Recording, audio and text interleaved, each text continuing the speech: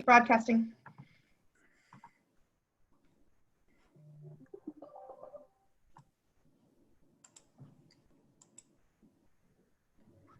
Welcome. Let's get this started. I want to thank you for joining us for this week's restaurant, hospitality, and events session that we have weekly with Boulder County Public Health. I want to thank you for continuing to come to these sessions, to get your questions answered, to get new information, and to provide feedback when we ask. We want to wish you and hope you had a wonderful 4th. I hope it was safe and healthy, and we're ready to get started on continuing our safe reopening practices. I'm going to hand it off to Lane Drager with Boulder County Public Health.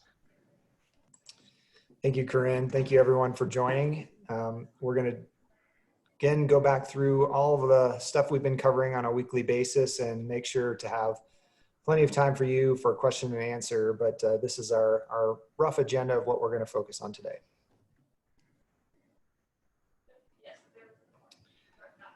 So our kind of big milestone that we've just passed as of Monday is the state has talked about our next phase of Protect Our Neighbors.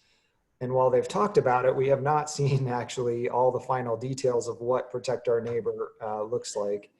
We are looking at that very closely. We're making sure to monitor our data to make sure when we are ready to apply for that, when we qualify, that we will move into that next phase. So that is something that was probably still several weeks, maybe even not until August is when we'll be seeing that. So at least we'll have some stability on where we're at now under the 8th order.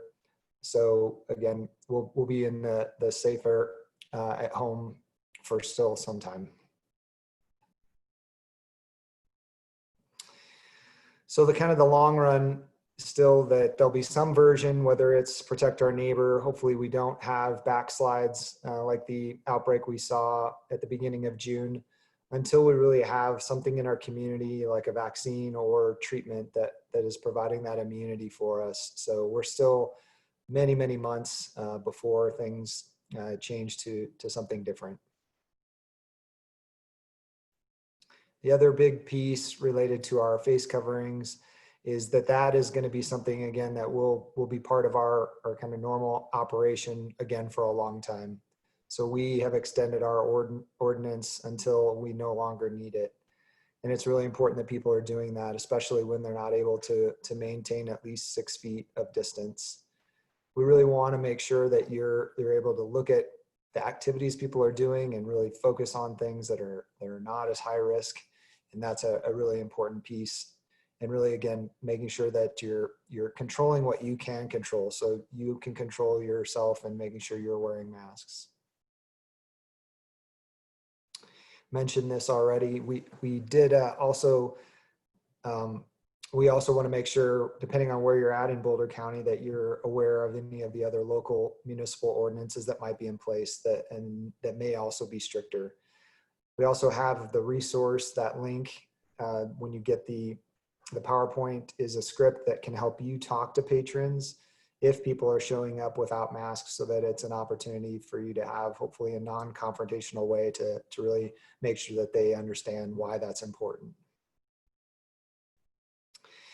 This is, again, a way for you to look at the types of activities you're engaging in throughout your day-to-day life and really thinking about which things are going to really increase your risk. So it's really important that you're not spending all your time in that high risk zone, because that's how we're going to see more and more community spread, especially when people are not wearing masks and social distancing.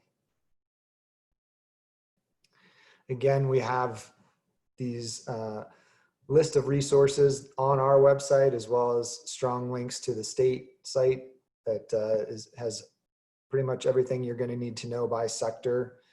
Energize Colorado, great resource for PPE and supplies that you might be struggling to find. Our chamber and our economic development partners have great resources, posters. They have all the recordings of the past webinars. Certainly encourage you to look at your other professional associations and any other municipal sources of information. We're still right now under the 8th revised order. We don't expect that safer at home order to be revised again. But if it is, we absolutely will review it and make sure that we share any updates. Unfortunately, I think it was right after our webinar last week, the governor announced, we hopefully didn't jinx that, but we did kind of preface to you that many states had moved in that direction to move backwards and bars were closed. So that is absolutely what unfortunately happened in Colorado. That exception is if they are partnering with a retail food establishment to provide food service, they can still operate like a retail food establishment or a restaurant. Libraries are again open. Real estate can have open houses. Those were kind of the big highlights of what happened in that 8th revised order. But again, Zach and John will make sure to highlight things for the sectors today. So this is good news. Again, at the beginning of June, we saw our highest case counts that we've ever seen since we've been dealing with COVID. And luckily, that has not been sustained. So things have started to drop down in the direction we want to see them. We are a little concerned that 4th of July weekend could certainly be another source of spike, but hopefully not. So we'll continue to monitor that. And that'll obviously be a big piece. This is one of the pieces of data that helps us define whether or not we qualify to move in to protect our neighbors. So we want to make sure that trend continues, and ideally we can see it drop low again and stay low.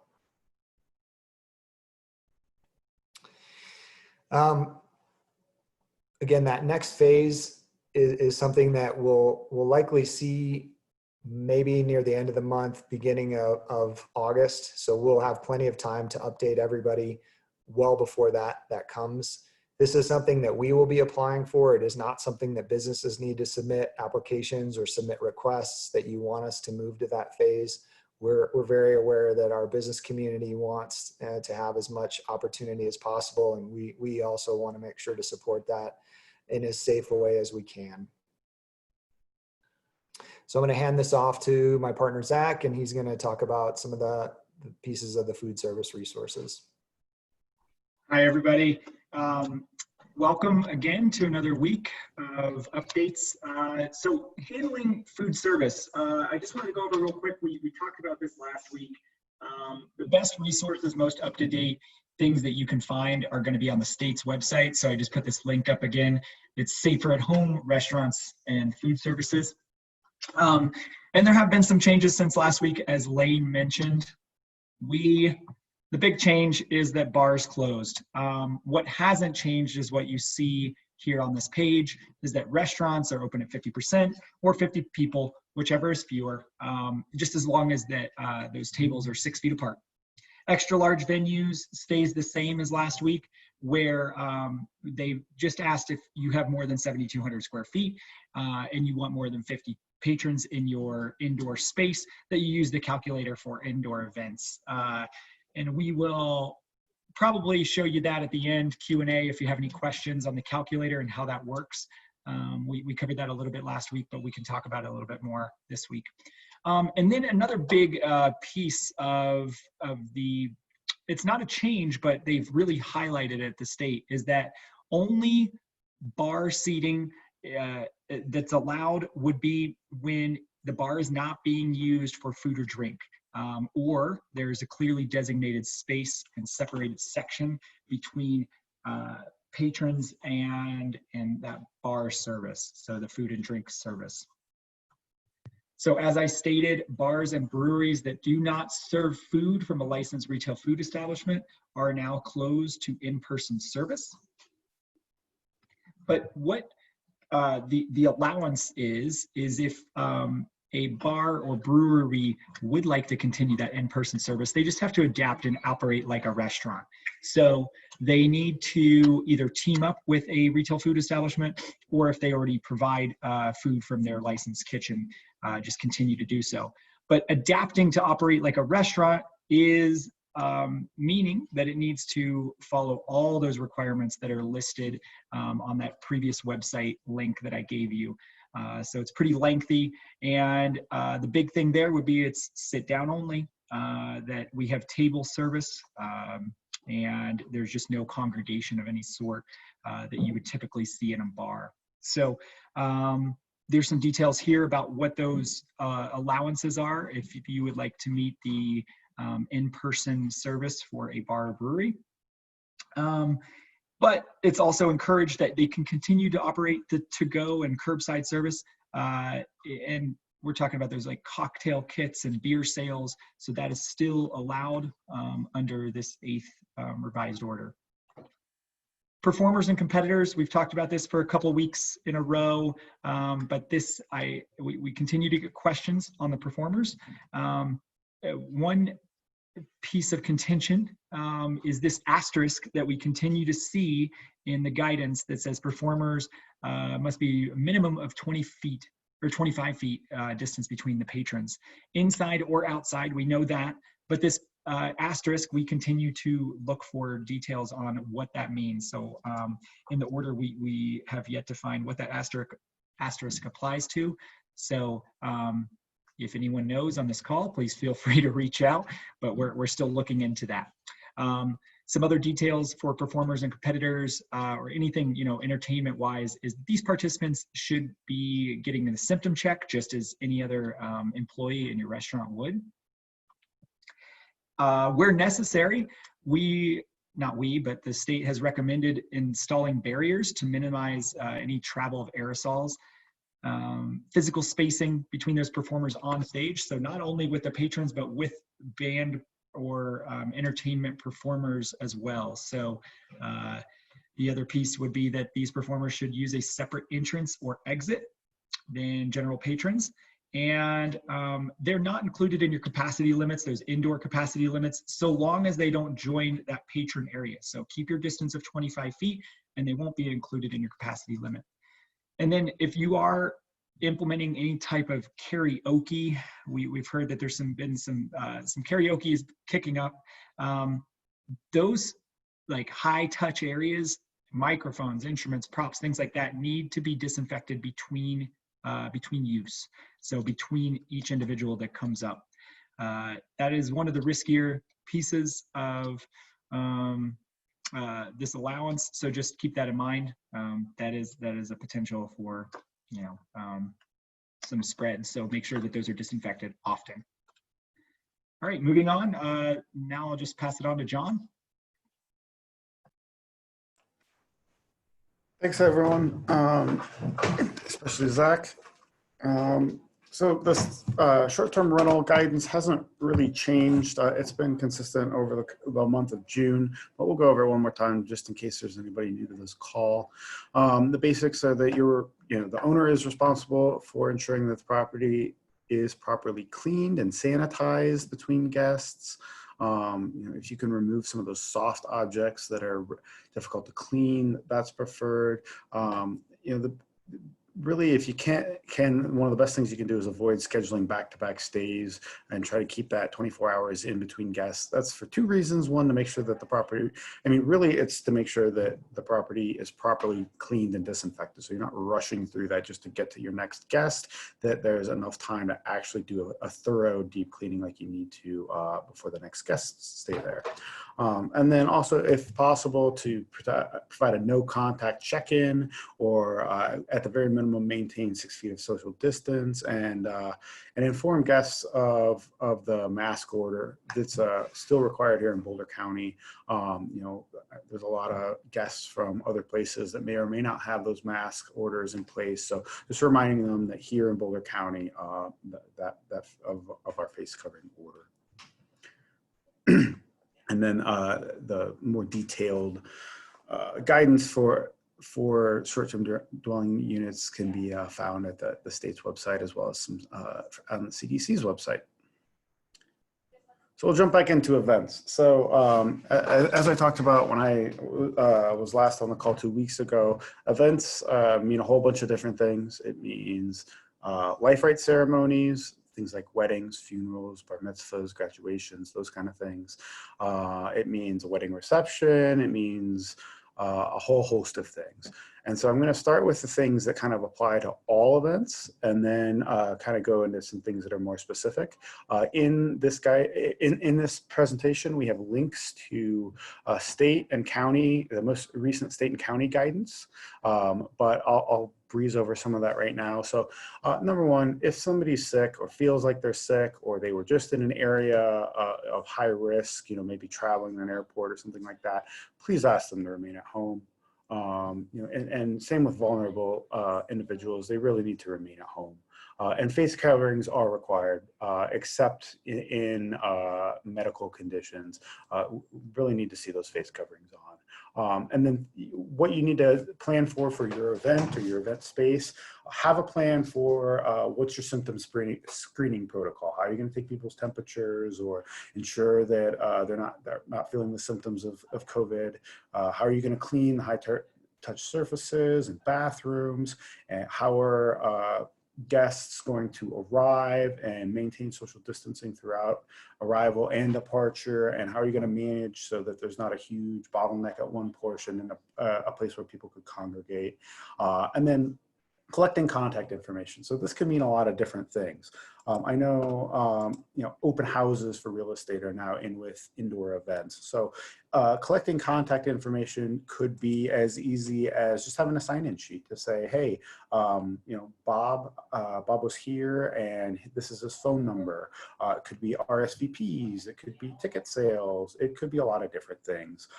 So just some way that if there is an outbreak at whatever your event is, that they can do some contact tracing to let everybody know who was there. And then as Zach mentioned with the performers, they're not included with the capacity limits. They need to remain 25 feet, at least 25 feet away from attendees, and use a separate exit and entrance when possible. But I won't touch too much on the performers aspect since Zach did a really good job of covering that earlier. So the state's guidance is there. Again, this has been pretty consistent the last few weeks for life right ceremonies and places of worship. Indoors up to 50 people or 50% of the venue's capacity, whichever is fewer, unless it's an extra large venue as defined by the state.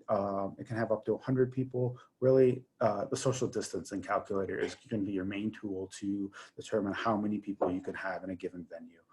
Outdoors, you can have up to 175 people. Again, need to use that social distancing calculator to really determine the maximum occupancy of your exact space. If you're going to have over 175 people for these larger life right ceremonies and places of worship, please submit a plan to us at Public Health so that we can review that and figure out what else may need to be addressed there. Receptions for weddings, associated parties for weddings, funerals, bar mitzvahs, anything like that must follow the special event guidance, not the life right ceremonies guidance. So the special events guidance is slightly different, which is here, thank you. Indoor events of up to 100 people. Again, that social distancing calculator being the key to determine how many people you can actually have in the space. And then for outdoor events, a maximum of 175. Again, using that social distancing calculator. And just a reminder, all events need to apply with any local laws, codes, ordinances, permitting requirements, public health orders. If there's something more restrictive in the particular community that you're having this event in, that is going to supersede anything I just said. These are our most recent guidance documents. They're from June 23rd. We have one for special events, so just kind of broad brush, indoor events, outdoor events, motor-based events, alternatives to in-person events, all in that special events document. And then the life right ceremonies and places of worship in the latter one. Both of those documents have links to the state's guidance as well. So if you want just more of a one-stop shop, those are probably your two best bets. And just again, that same reminder.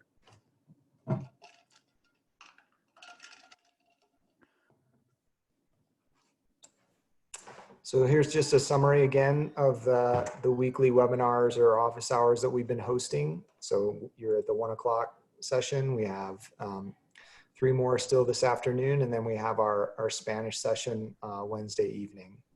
There's the link at the bottom there to where you can sign up and also get access to the recorded sessions. I think we're also ready now to move into our Q&A, but here's again our contact information. Please note we are now in the 9 to 2 p.m. call center hours if you're using that as a resource, and then we do have our COVID Biz email. but I think, Corinne, we're able to move to Q&A if we got some questions. We actually have quite a few, and I think it'll be key that, Zach, you bring up the social distancing calculator, so we can go into a little bit more detail there. But the first is about performances. Apparently, some of the downtown businesses received an email that 15 to 20 feet for outdoor entertainment was sufficient. But is that incorrect? Or is that the asterisk in the rule or something? Yeah, Lane, I'm going to ask for your assistance on that one. As much as we have in front of us is it's 25 feet.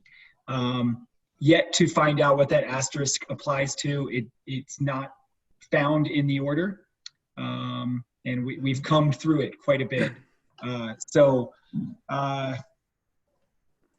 Not sure. I can take a stab at it just based on what the state's guidance says. I think it's just saying that research in the CDC suggests that activities like singing may project respiratory droplets in greater quantity and over a greater distance, increasing the risk of COVID transmission, particularly with prolonged exposure. So basically saying that 25 feet still might not keep you safe, I think is really what it's trying to get at there. And please correct me, somebody else on this call, if I'm not wrong, but that's what the double star says on the state's guidance. Yeah, I don't see anything that gives anything less than 25 feet in there. I think the asterisk in the restaurant section, just they didn't bring in any of those notes, but if you're in the section I think John is referring to, which is our outdoor events, Yeah. It talks about performers in that section as well, because it's the same sort of deal.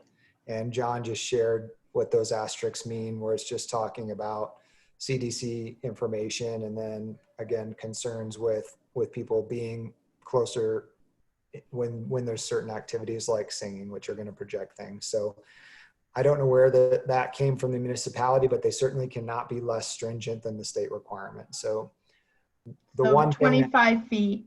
Correct. So if they've received an email for 15 to 20 feet for outdoor, that's not following the No, that would not be compliant. It would be less stringent. The one thing that I don't think we still have heard anything back is if you put up some kind of plexiglass barrier in front of the performers, does that now sort of negate you needing to be 25 feet? And we have not heard that still would negate it, but certainly without a barrier, you absolutely cannot be less than 25 feet. Okay. And, some of those asterisks might be about the warning, that projecting may actually project things farther than the 6, 10, 12, 15, and that's why 25 feet may not even be enough. The next question about performers is, we know that performers are not part of the max capacity if they do not join the patrons, but do employees count towards the max? For example, an AV tech in the room, or an usher, or some of those other employees? They do not. They do not. Okay. Even for events, John? That's my understanding too, is that they do not.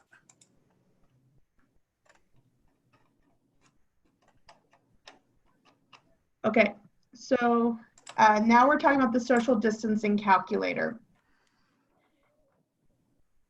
If you are not an extra large venue, so you're not over 7,200 square feet, do you still need to use the social distancing calculator for special events? Or are we seeing the max at 50% or 50 people as long as they're 6 feet apart? What does a facility at like 4,500 square feet need to follow?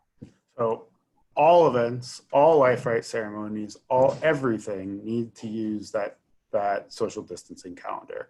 Because this kind of, I can see answer. There's a couple more questions of the same one. So I'm going to try and answer some at large, and then we can have some follow-up questions too. But just to try and knock out several at a time, everybody needs to use that social distancing calendar or calculator, not calendar. There is no minimum that says you can have 50 no matter how big or small your that venue is. There's nothing that says with a certain amount of size, you do that. So you have to use that social distancing calculator to determine your maximum capacity. It does have a feature in there that you can say X amount of the square footage is taken up by furniture or other things that would not allow people to social distance within that space. So that piece needs to be used as well.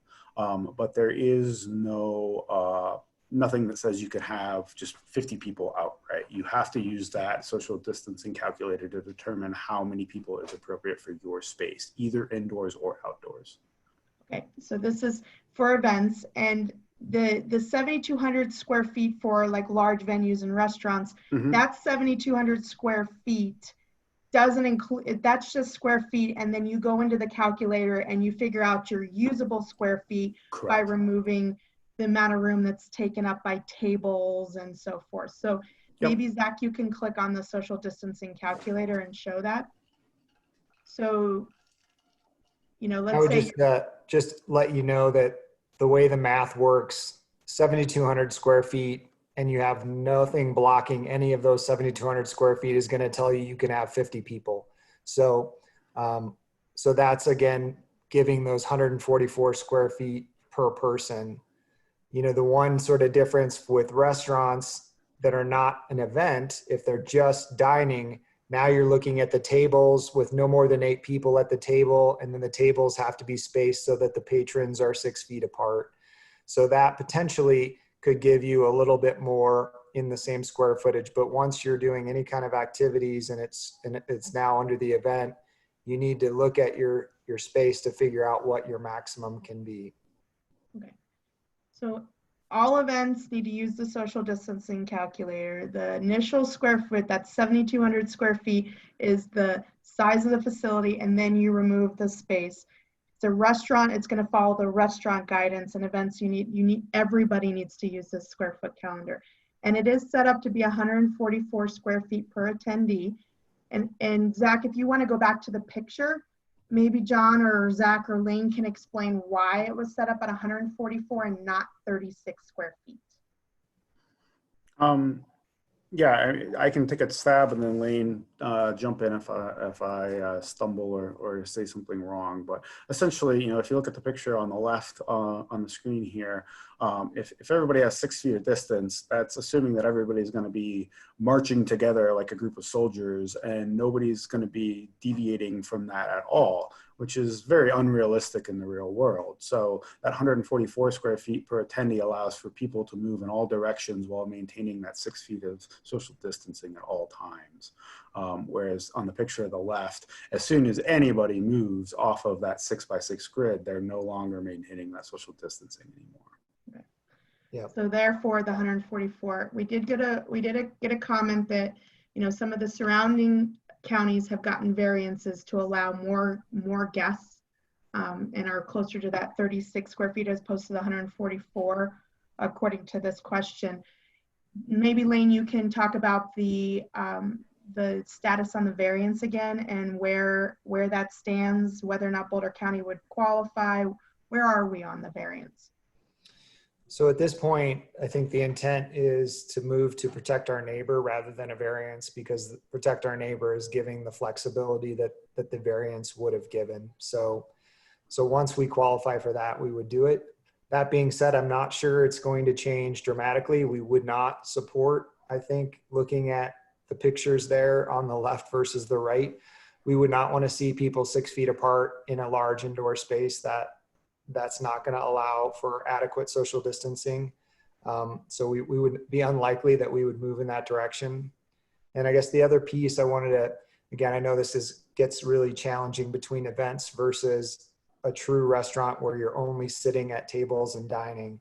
So the caveat for a restaurant to go over 50 people indoors means they have more than 7,200 square feet, but they're still going to have to look at all the spacing now to see how much more above 50 they can go, and before they are then capped at 100. So They still need to have all those spacing between tables.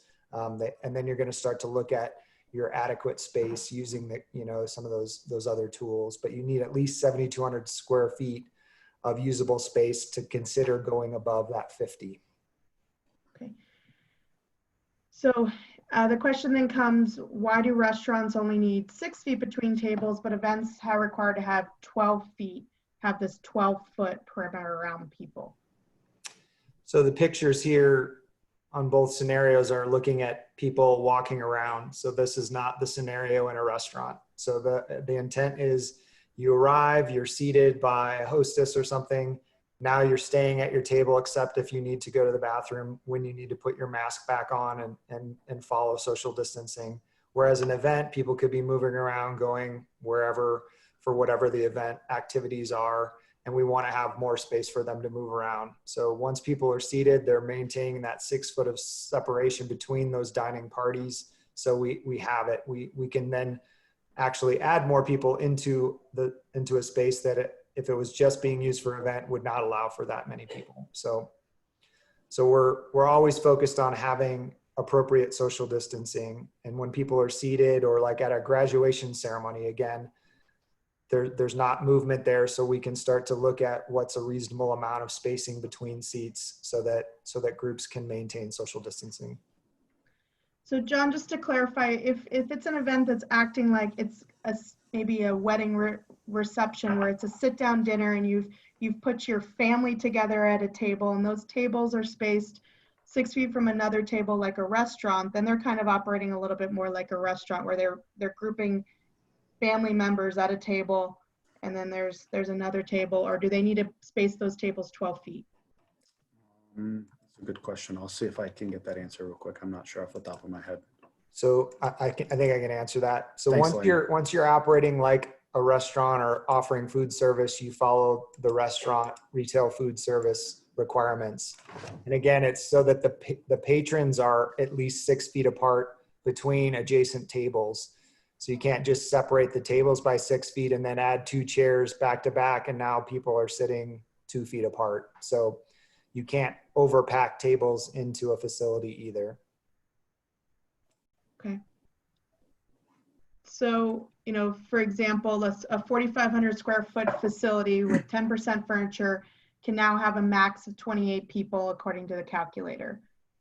Those 28 people need to be spaced 12 feet apart to allow movement, unless they sit down and are 6 feet apart, and they're now operating as more of a either a corporate meeting or a restaurant type situation, correct? We're just trying to clarify. Some people are very confused about that. No, when you're looking at food service, if that's what you're doing, then you would follow all the food service. But if you're up and moving around, again, now you need to have adequate space between the people so that they can all move freely. So let's say that instead of food service, they're sitting down in a corporate meeting. So they're spaced 6 feet apart for a corporate meeting, and somebody needs to get up to go to the restroom. Is that similar to a restaurant where that person needs to put on a mask and can walk, or do people need to be 12 feet apart in that situation? Our mask order just is really focused on, you need to have a mask at any time that you're not able to social distance. So the best answer is you should have your mask on anytime you're indoors and moving around, because the chances are you could run into other folks. You go to the bathroom and now there's a bunch of people in there, or there's a queue to wait. So you really need to have your mask when you're indoors and moving around. And you should also do your best to keep that spacing. So if it's a corporate event, I think you're going to be more looking at the office-based businesses and making sure you're following what offices are supposed to be doing. And that's really looking at still similar stuff of social distancing, but wearing masks when you're moving around. And Mary Ann, I know you're on this call. I can only see 4 people at a time, but I know that the state association provided like diagrams for hotels, for example, on how to maybe configure for these types of situations. Is that something we would be able to share or offer? I don't know that the state health department or and the governor's office has signed off on those because some of the scenarios that we're seeing in this grid are when even, you know, you can imagine on the left, this could be a corporate meeting, let's say, and nobody gets up. And when they get up, they file in one direction and go in and out with 6-foot distancing. I would be hard pressed to imagine people being in that meeting. So I would be hesitant until the governor heard from the industry about a month ago as to the certainty of when the guidelines on the right would be lifted, because many people on this call are trying to book business in October, November, December, January, February, and we just don't have that certainty. So I apologize. I would love to be able to circulate that and say, this is a stamp of approval, but it's not been approved by the state. No, I just thought I'd ask you. You kind of understand what some of the people on the call are asking about. So corporate trainings. Yeah. And I have this huge anxiety for all of us that are trying to accommodate and stay in business.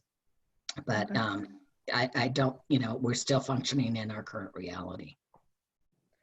Thanks. All right.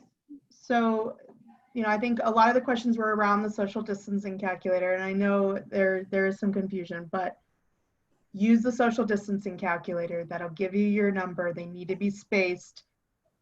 They need to be spaced out to allow, you know, to allow that social distancing. If movement is going to happen, then that 12 feet definitely needs to be maintained so that people can always have 6 feet between them and another person. Yeah. We've also talked about the entertainment and that 25 feet. There is nowhere in the order that says less than 25 feet. And we figure out maybe what that asterisk is referring to. So thank you, John. Are there any other questions out there? I know that, you know, the variance has come up. I know the Protect Our Neighbors has come up in the past, but a lot of that is about numbers and kind of where we are. But right now, where we are is that eighth order version of the public health order, which is our best information right now, and we'll be in that for a while. Yeah, unfortunately. Are there any other questions out there? All right, well, thank you. We had a large group from Boulder County Public Health. We appreciate you working through these questions with the people on the calls. We know you get lots of questions in between, so make sure that you, if you have questions, it's better to get them answered either on these calls or through email, because we all want to follow safe practices. And we'll see you next week. The recording for this session will be made available along with all the links that were provided. I'll try to get those out today or tomorrow. If I don't get it out right away, I promise I will. I get a lot of requests to get the videos and the links. So have a wonderful rest of your week, and we hope to see you next week. And thank you to everybody who's on the call. Thank you. Thank you. Thanks, everyone.